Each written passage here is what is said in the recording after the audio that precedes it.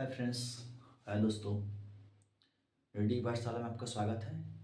और आज क्लास में तो हम बात करने वाले क्लास 10th मैथ, जिसमें आज के वीडियो में मैं चैप्टर 4 पे बात करने वाला हूँ।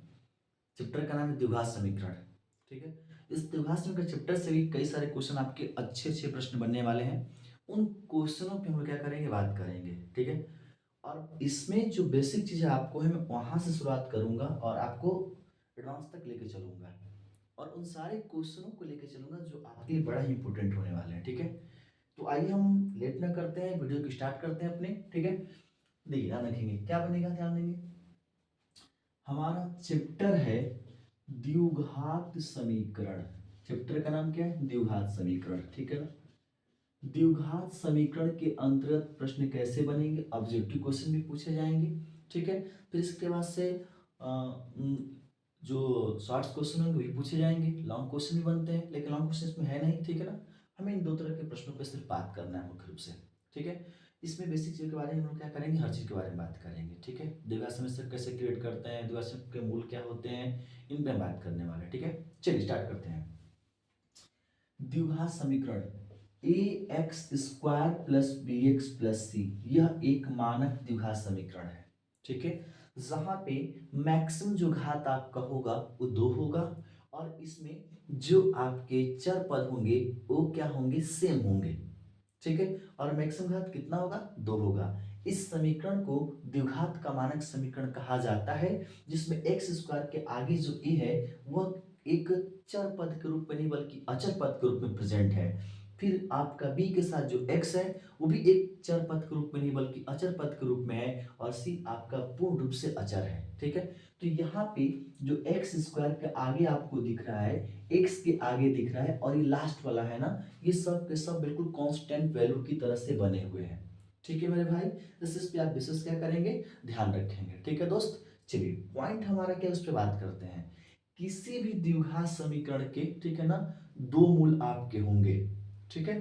जैसे यहाँ पे द्विघात समीकरण दिया गया है, इस द्विघात समीकरण के दो मूल होंगे। कितने होंगे, दो मूल। और दो मूल में से याद रखिएगा, एक आपका अल्फा और दूसरा आपका क्या कहलाएगा, बीटा कहलाएगा। ठीक है दोस्त। चलिए आगे बढ़ते हैं लोग। A X square plus B X plus C, यह आपका द्विघात समीकरण जिसके दो मूल अल्फा और बीटा होंगे। ठीक है। क्वेश्चन क्या बनेगा, कोई द्विघात समीकरण दिया गया है, उसके दोनों मूलों को ज्ञात कीजिए। ठीक है। तो एक आपका अल्फा और एक आपका क्या बनेगा, बीटा बन जाएगा। ठीक ना। अच्छा, अगर आपसे इसका ठीक अपोजिट क्वेश्चन कैसे बनेगा कि दो मूल आपके दिए गए हैं और उन दोनों मूलों से आपको क्या करना है, द्विघात समीकरण बनाना है, उस पर हम भी क्या करेंगे, बात करेंगे। ठीक है। चलिए देखते हैं ध्यान से कैसे बनाना है। यहाँ पे एग्जाम्पल के माध्यम से हम समझते हैं, फिर क्वेश्चनों की तरफ क्या करेंगे, लौटेंगे। ठीक है।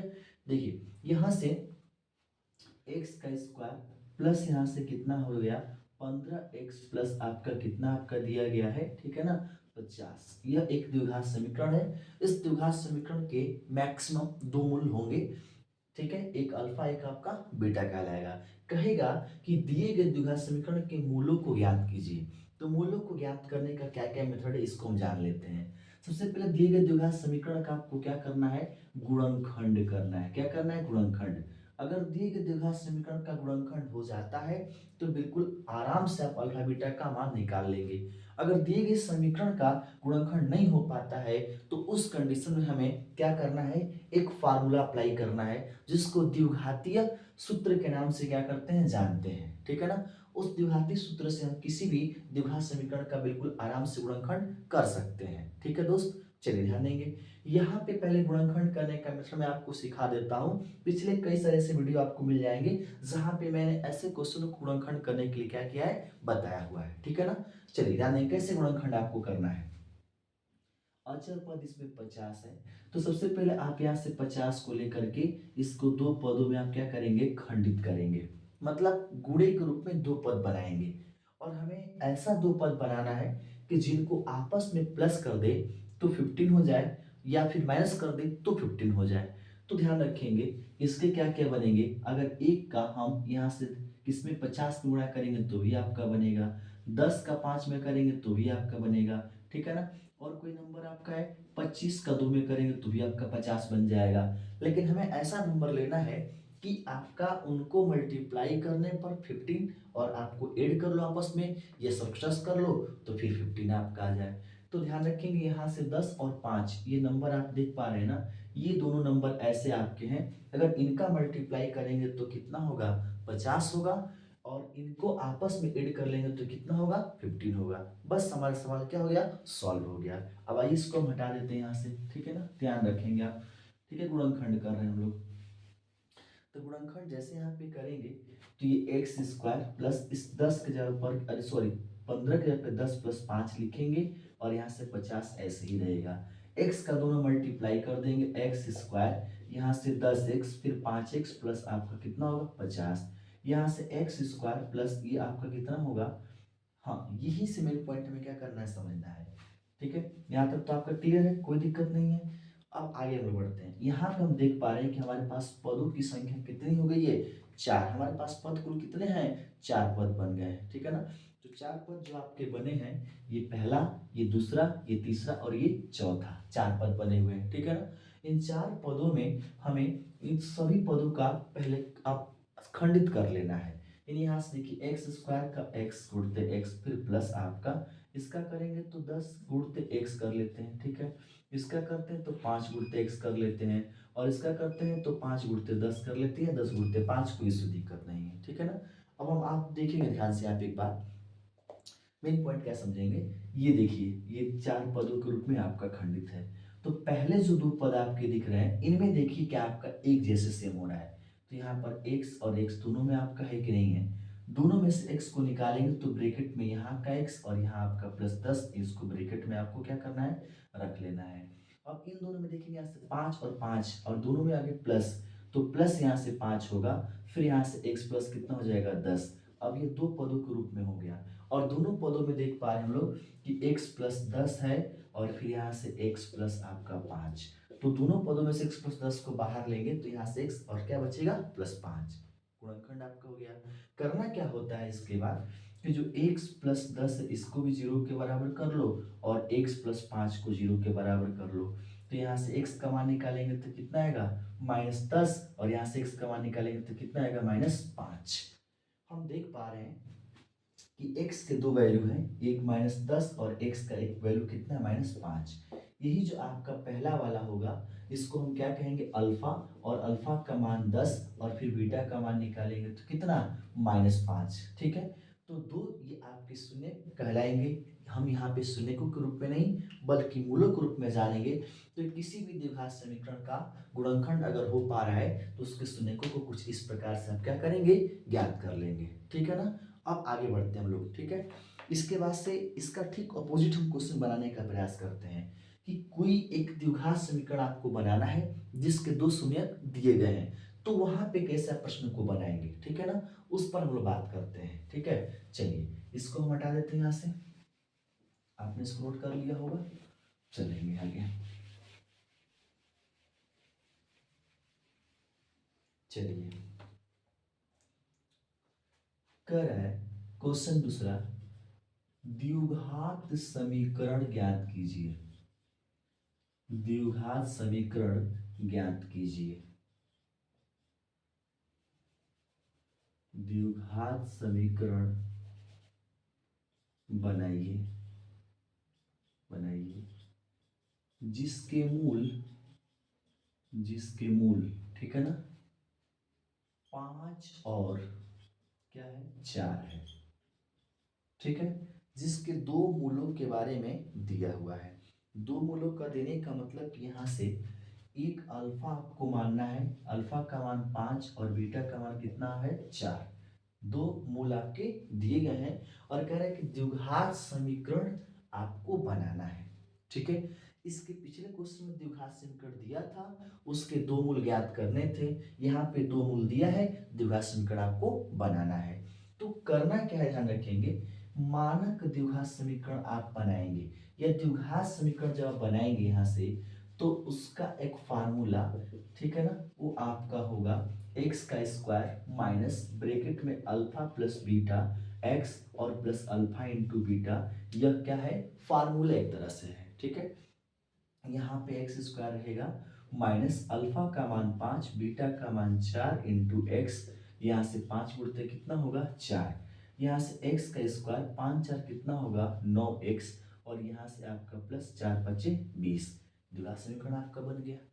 तो अगर किसी भी प्रश्न के अंतर्गत कह रहा है कि द्विघात समीकरण बताइए जिसके मूल दिए गए हैं, तो आप इसी तरह से क्या करेंगे बना लेंगे। ठीक है, जब भी आपसे द्विघात समीकरण बनाने के लिए कहेगा तो याद रखना है इस फार्मूले को, इसी पर आपको अल्फा बीटा का मान रख लेना है। ठीक है, आई बात सुनने, क्वेश्चन लिखते चलेंगे, ऐसे बहुत सारे क्वेश्चन मिलेंगे ऑब्जेक्टिव के रूप में। ठीक है ना, ऐसे प्रश्नों की कमी नहीं है। तो ये मैं भी प्रैक्टिस के रूप में भी लेके चल रहा हूँ, शॉर्ट में आपको बता रहा हूँ ताकि आप इतना ही पढ़ लें तो आपका एग्जाम क्लियर हो जाए। ठीक है ना, उस एग्जाम के व्यू से मैं सारे क्वेश्चनों पे की जो पॉइंट्स हैं उन पे फोकस कर रहा हूँ। ठीक है मेरे दोस्त, आइए आगे बढ़ते हैं हम लोग। चलिए एक और ऐसा प्रश्न बनाते हैं। एक हमें क्या करना है, द्विघात समीकरण बनाना है जिसके मूल तो नहीं दिए गए हैं। इस बार का जो क्वेश्चन होगा उसमें मूल नहीं दिए गए, कुछ और दिया है। क्या दिया गया है आइए उस पर बात कर लेते हैं। ठीक है ना, चलिए उस पर भी बात कर लेते हैं, कोई दिक्कत वाली बात नहीं है।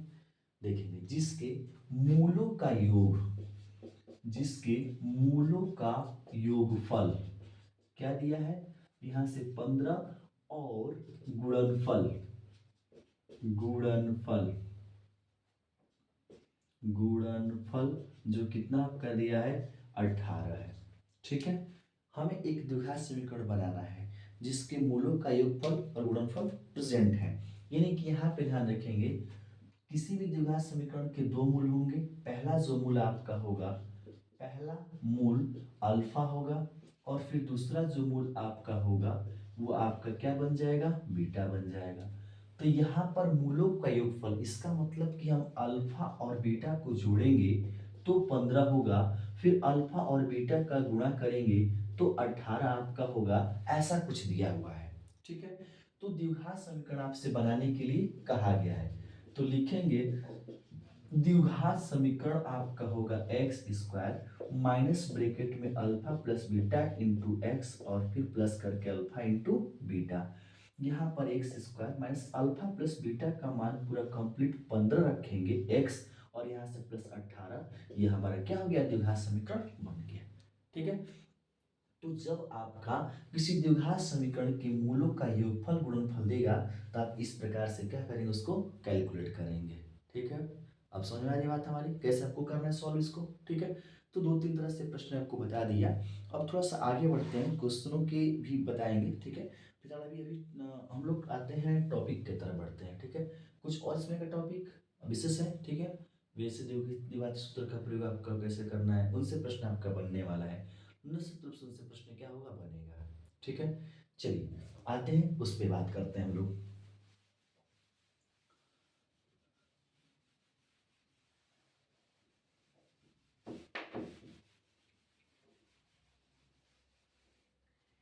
प्रश्न में आपका दिया है कि आपको द्विघाती सूत्र का प्रयोग कर करके, ठीक है ना, कोई समीकरण आपका देगा और कहे कि द्विघाती सूत्र का प्रयोग करके आप क्या करेंगे, उसके मूलों को याद करेंगे, उसके मूल क्या क्या आपके संभव हैं। जैसे यहाँ पर देखिए दिया है द्विघात समीकरण, ये भी क्वेश्चन है ध्यान रखेंगे, द्विघात समीकरण।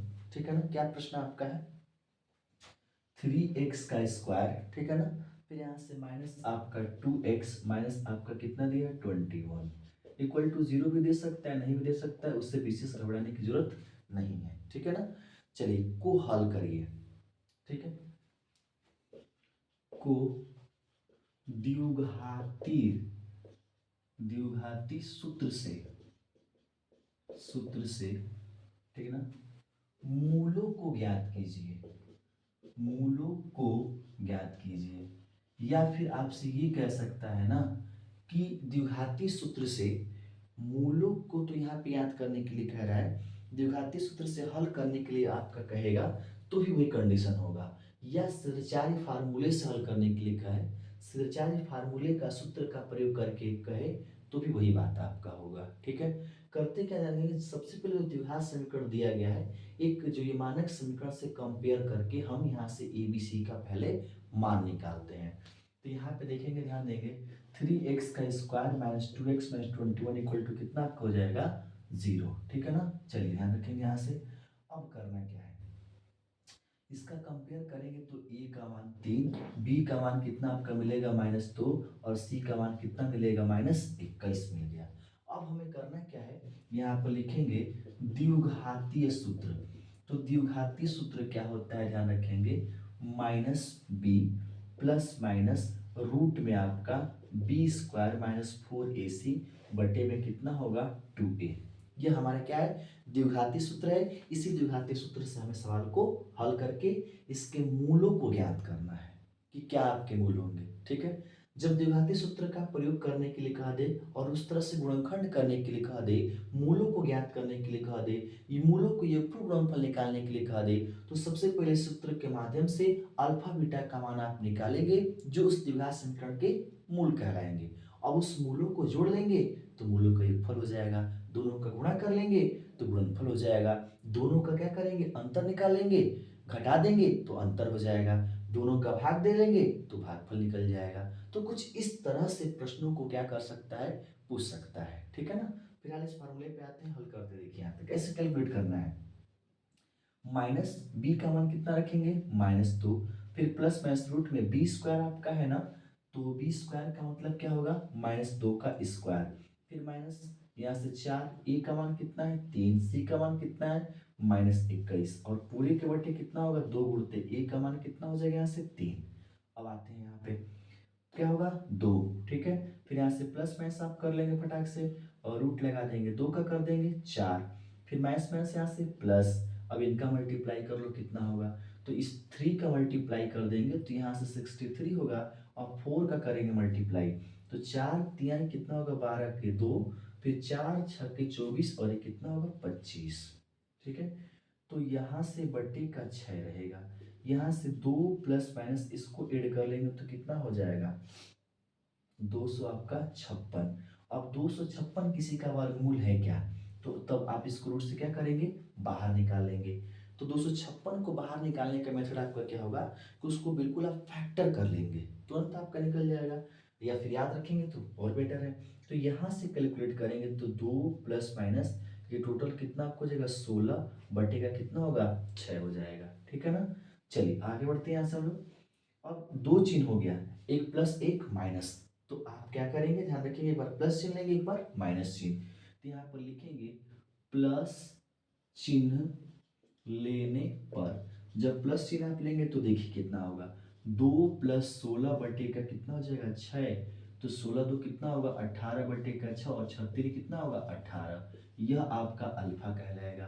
अब यहाँ से आप क्या करेंगे माइनस चिन्ह लेने पर, माइनस चिन्ह लेने पर जब माइनस लेंगे तो बीटा इक्वल टू 2 माइनस कितना होगा 16 बटे का 6, अब 16 में से 2 घटा देंगे तो कितना आएगा 14 बटे का 6 हो जाएगा, और 6 से घटा देंगे तो 3 और ये आपका 7, तो 7 बटे कितना होगा 3, तो बीटा का मान कितना होगा 7 बटे 3 होगा। और नहीं तो पॉइंट में अगर आप निकालते हैं तो फिर पॉइंट में तो कुछ और आपको मिल जाएगा, ठीक है ना। तो इस तरह से 16 बटे का 6 भी कर सकते हैं, 14 बटे का 6 भी कर सकते हैं, अल्फा बीटा का मान क्या होगा ज्ञात होगा, ठीक है। तो कुछ इस प्रकार से द्विघाती सूत्र का क्या करना है प्रयोग करना है, ठीक है।